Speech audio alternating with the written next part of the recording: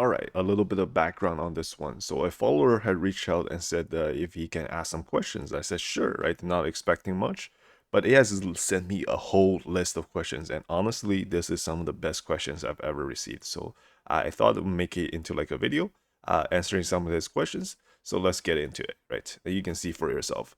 First question is: do you think Raid is more of a resource manager than is a collection-focused game? Focusing on advancing in progression with what you have rather than collecting every character. Yeah, absolutely right, 100%. I've been an advocate of that for a long time, and like in fact, I might even go a step further and say Raid only looks like a collection game on the surface. Like it's not Pokemon. Don't look at it as like you know, casino slot machine, which some people play it that way, and that's fine. But underneath, right, at its core, when you actually progress into the game, when you get to the late game, when you get to the end game, is in its very core and actually a resource management game. This disguised as a champion collector. So every player have their own goals. Maybe you want to clear certain content. Maybe you want to push in live arena. You want to one key certain bosses, finish fusions. Do auto farms, get high scores on Hydro, whatever it may be. Right, standing between you and the goal of yours. Like to get there, you need resources. I'm talking about shards, gems, energy bugs, souls, silver gear, relic, everything, right?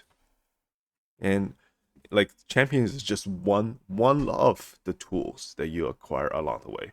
A lot of players treat raid like you know Pokemon, try to collect everything. There's nothing wrong with that if that's what it is that you enjoy, but from an account progression perspective, usually a trap. Unless you're spending heavily, I mean heavily, right? You simply don't have the resources to chase every single champion, every soul, every event, and try to get every shiny new thing that the player throws or puts in front of you. That's just not feasible. And the majority of the players in this game, we are either free to play or low spenders. And the strongest free to play and low spender accounts I've seen aren't necessarily the ones with the biggest roster or collection. They're also ones that make the best use of resources, makes the best decisions over a long period of time. So that's why I always talk about like a goal-oriented resource management. I don't pull shards because I want another legendary in my vault. Let's be honest, most of the time I pull legendary is going in my vault. I pull shards because they help me accomplish a specific objective. The champion is the mean to the end, not the end itself. That makes sense. So if I had to choose between the two, I say Raid is far more of a resource management game than a collection game, of course. And the collection is what you see. The resource management is what actually determines how far your account will eventually go. For a full discussion on that, it's actually one of my earliest videos that I made. The truth about free to play resource Raid is a resource management game. So go check that out. Right. Second question: do you think full free to play players could fight for top ranks in arena? And if so, could they also fight for top ranks in live arena? Well, um, yes, right.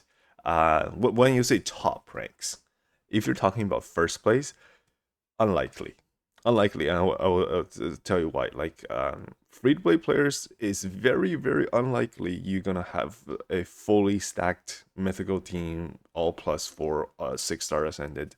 And if you don't have that kind of team, your team just looks easy, right? Even though you might be fully optimized, your team is actually super scary to hit, but players will want to try and attack you. And for like classic arena, especially platinum arena on reset, it's all about fast farming. Can you take down teams fast and efficient? And if your team looks weak, you're gonna get attacked more. And if you get attacked more, there's more chances for you to fall down.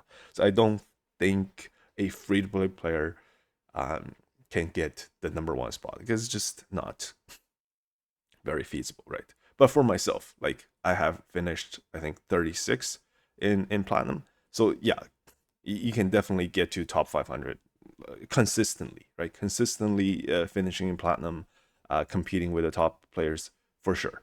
I've done it myself as well.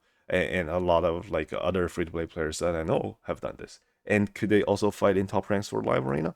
Yes, to a certain extent, because at the very, very, very top of the live arena are these extreme slots reserved for players. Not only do you have to have time to do, I want to say 50 battles per day, right? A ton of battles. You also need to be able to spend a ton of gems every day to do those battles. So you need the time, you need the roster, and you need to grind hard. Um, I think one of the recent posts on Reddit, a free to play player has finished rank 51st in live arena. So that is very impressive.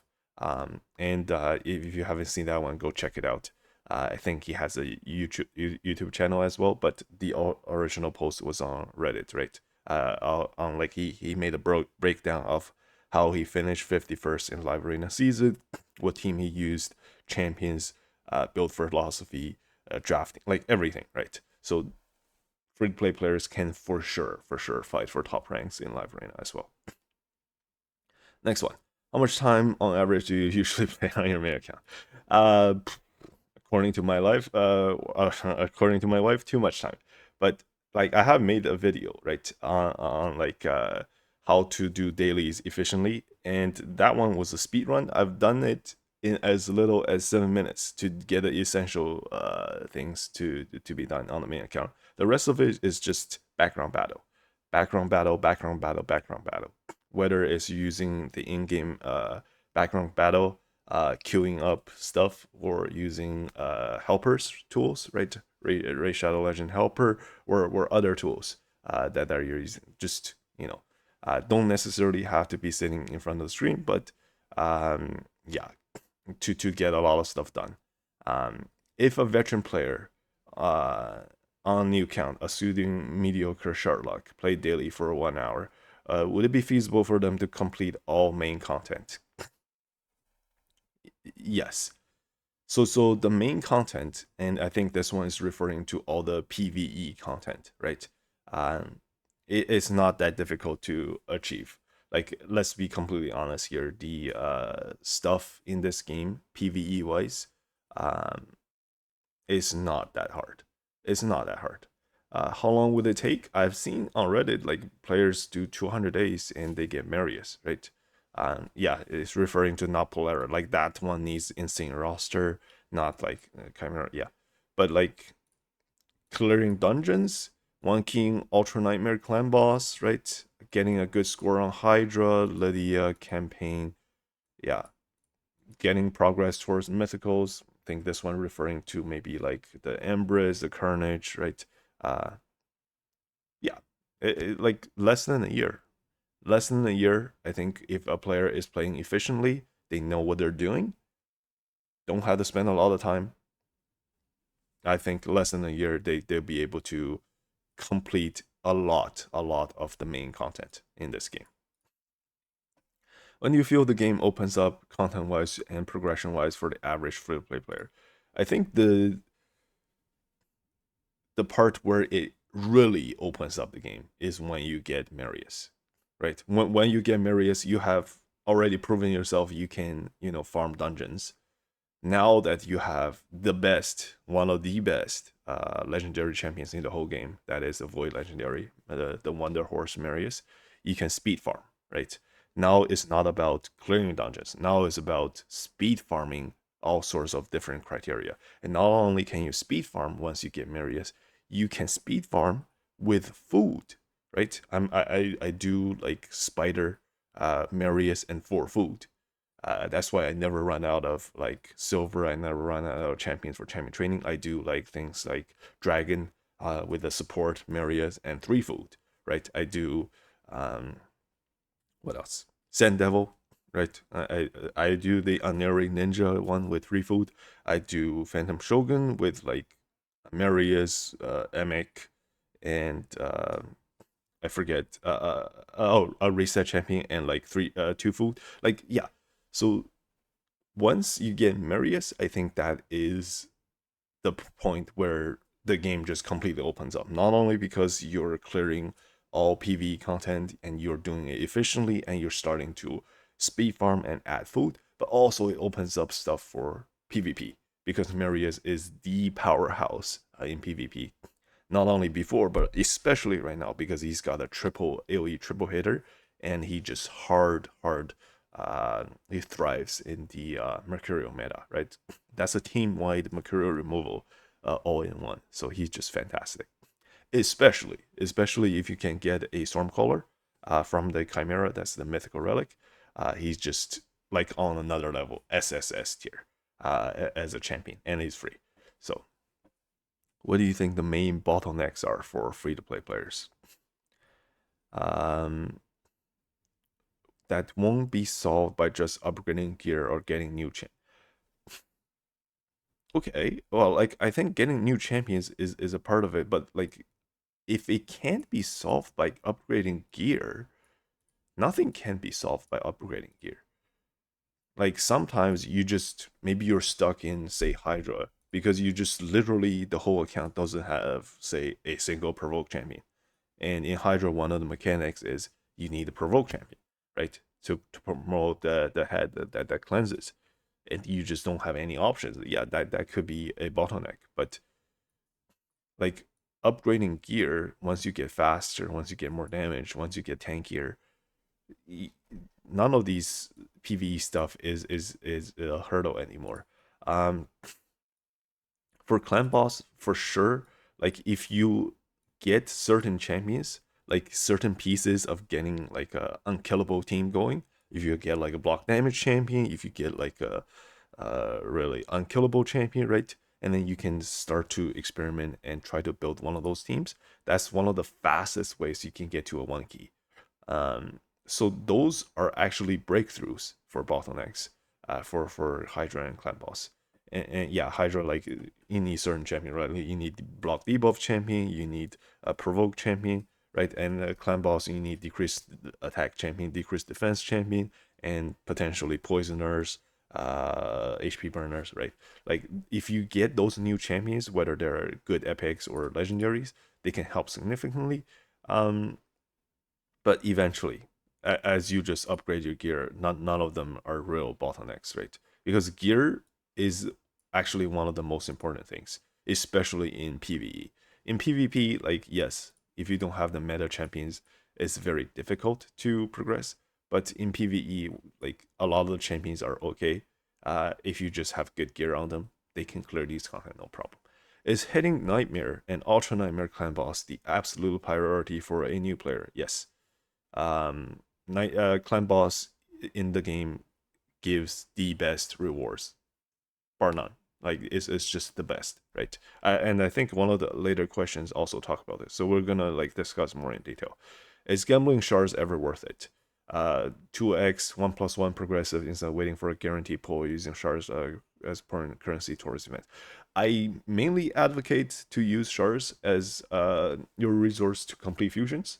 That is the most guaranteed way to progress your account because most of the time the fusions are above average champions and they can really help in a lot of areas. Now, a few exceptions. For very new players where you don't have any chance to complete a fusion, save your shards for 2x events. That's your best bet. Gamble them away when the chances is boosted. So say you have a few Asian shards and some say great. Like when the portal lights up, right, in the correct color. Gold for sacred, blue for ancient, and it's 2x event going on. You're reading the news. Go ham. Pull them and see what you get. If you hit one of those like really key champions for clan boss for Hydra, like your account will progress, right? For extremely new players, I do recommend 2x. For anyone that can complete fusions, save them for fusions. 1+1. This one is tricky. If you're ever near Mercy, and when I say Mercy, like Ancient and Primal and Void, you're close to pulling 200 shards and you haven't pulled a single legendary yet. You have to be tracking your shards, first of all, diligently. But if you're close to 200 and you haven't pulled one, yeah, and they announced there's a 1+1 coming. Save your shards, pull during that. Chances are you're gonna get one on Mercy, and you're gonna get actually two.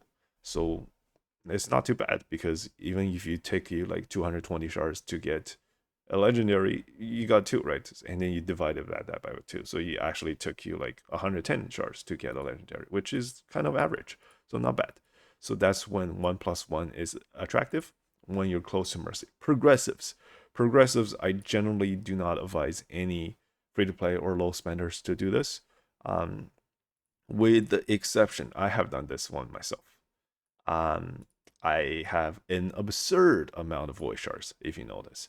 And before I pulled them for that, I don't want to talk about it. But for my alt account, right, I saved like 600 plus voice shards. Um, I got stupid lucky and pulled a Mariska back in Stone Skin meta. Mariska is like a god, right? The best support champion ever. And I wanted her partner, which is Taurus, right? And I waited. I saved a whole bunch of shards, 600 plus. I waited. There is a progressive on Taurus. I went in. I was sort of close to Mercy too. Um, I pulled my shards, right? I think on Mercy I didn't hit Taurus, and I kept pulling. I think I pulled around 200. On the second legendary that I hit, it was Taurus. So that like event, I got to 20 times chance for Taurus, and I hit him, right? You have, like, if you're going into progressive, you have to have enough to at least hit Mercy like 3-4 times, and that means 600 to 800 shards, whether it's ancient, whether it's void, right? That is very, very difficult to achieve for free to play players and low spenders. You have to generally be a whale.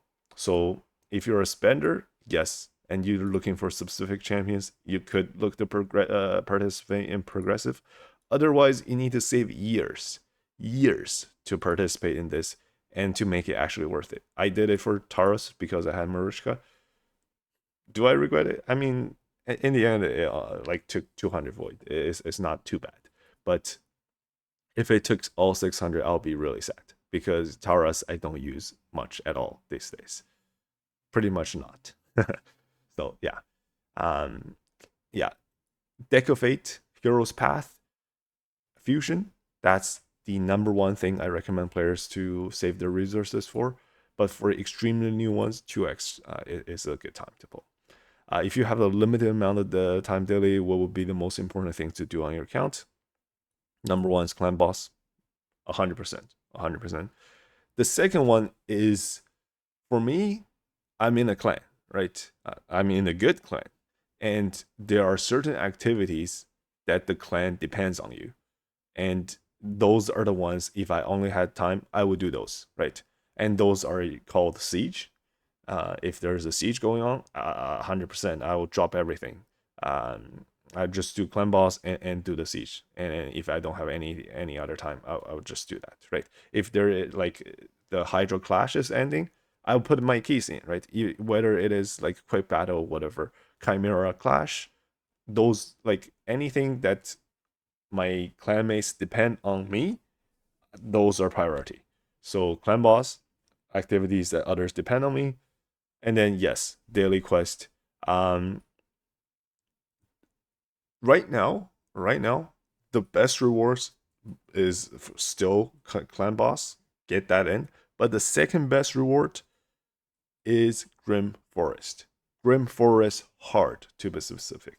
And I would do 30 keys on Grim Forest hard. If I had to skip, I would skip Grim Forest normal. If I already clear card, it's not that big of a deal. But Grim Forest hard, do it diligently. And then Doom Towers, yes, gives a lot of free stuff, right? Faction Wars gives those glimpses.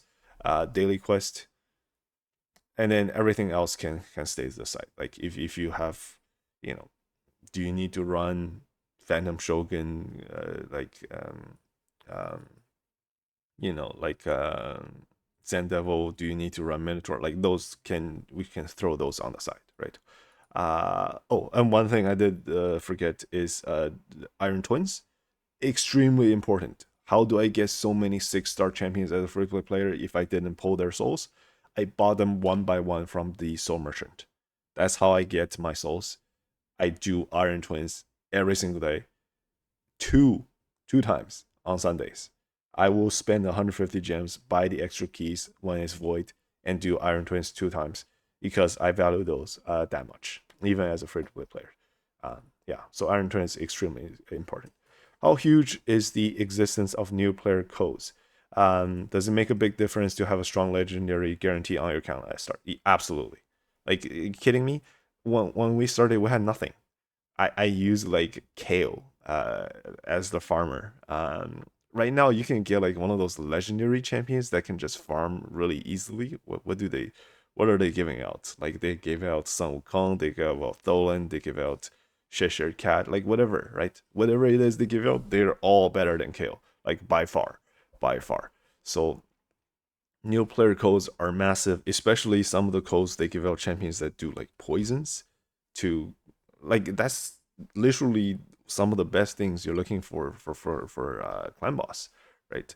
Extremely important. If you're a new player, you just started and you're finding out actually, hey, I missed out on player code, restart. On a new device, get the player code, get all the stuff. I don't know. I'm not an affiliate. Like I think that there are creators that are sponsored. I'm not. Um, so like find the best ones, right? And get a good start. If you were to go to the pay to win route, what would be the best investments? Uh, I think there's like a daily gem pack thing.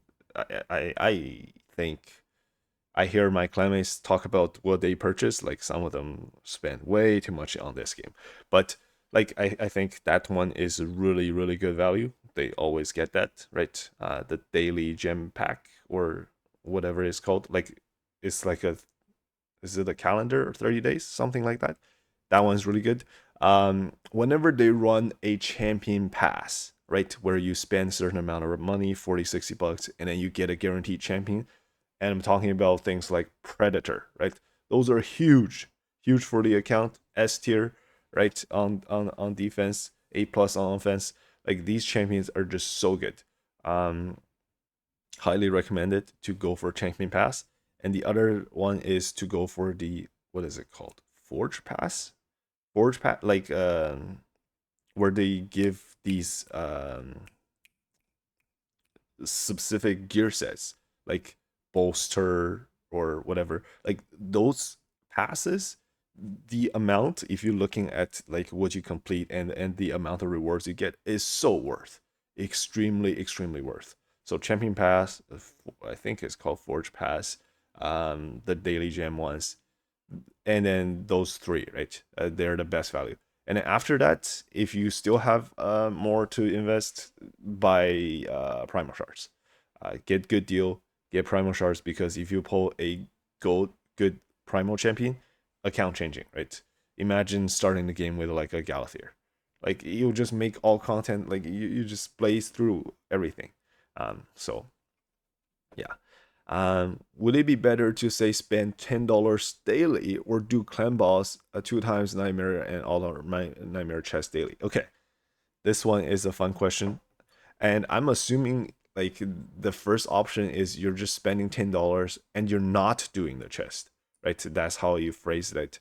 Um, do you spend $10 daily or do clan boss? So like then the question is in a month, right? In a month, this is $300 spent, and this is in a month you get 30 nightmare chests and 30 alternate nightmare chests. What is the end result? And it's very interesting because on Reddit, there are players that track their drops from clan boss, nightmare, and ultra nightmare like religiously, right, for years. And we can get a moving average in terms of what resources they get from the clan boss drops. And then we can take those average of the resources, put them in like a pack calculator to see how much they're worth in actual dollars, and then compare it to this option, which is $300 in a month, and see how much the difference is. So I'm going to go. over here. Where am I gonna go? Hell Hades has a, what you call this, pack offer calculator, and you can put in different resources and basically see what they're worth, right? So I just took the moving average of 30-day drop from Clan Boss, about 12 Sacred Shards, 15 Voids, 45 Ancients, 20 Epic Books, 10 Legendary. It could be a little bit up, a little bit down, but like we get a sense, right? Generally, this is what you might get in a month, and the worth of that already 317 US dollars, surpassed the 300 that we're trying to compare to.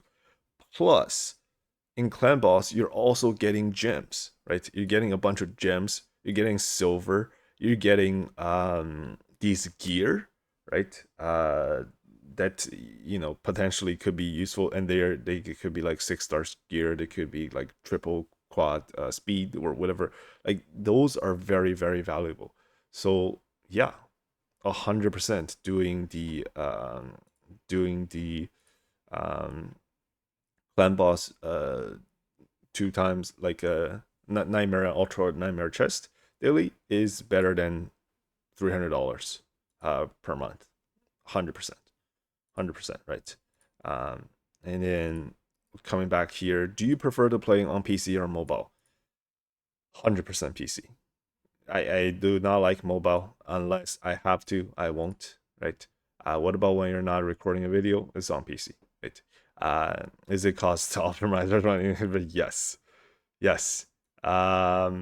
Anything. I'm busy. Right. I'm busy and I don't have time to click and then do the rebattle. Like, and the in-game thing that they have for multi battle is okay. It's not great. So yeah, I absolutely prefer to playing on PC.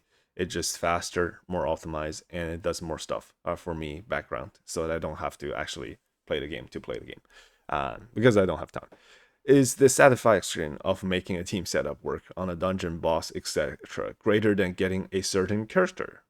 I remember freaking out getting my first one key clan boss, only pulling Fabian Maid compare. I would say so. I would say so. Is there any character that would make me feel like more accomplished? No, right? This is the game.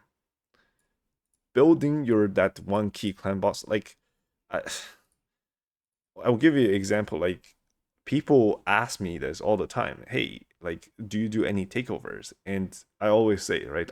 I'm a big believer that solving problems and optimizing your own account, that is the game. That's what the game is, what we're playing and what we enjoy, and that's the game. Looking at guides, looking at references, other opinions is great, but at the end of the day, I think the most rewarding part of the whole game is learning your own roster, making decisions, adapting, and building your own strategies, because every account is unique. And because of that, I don't do takeovers. Always happy to help, answer questions, right? Give opinions, review ideas, point people in the right direction.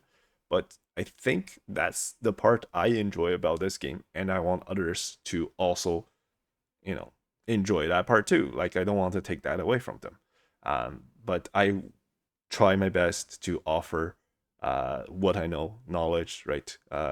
Point people in the right direction, opinions, and do research, do testing, and all that stuff.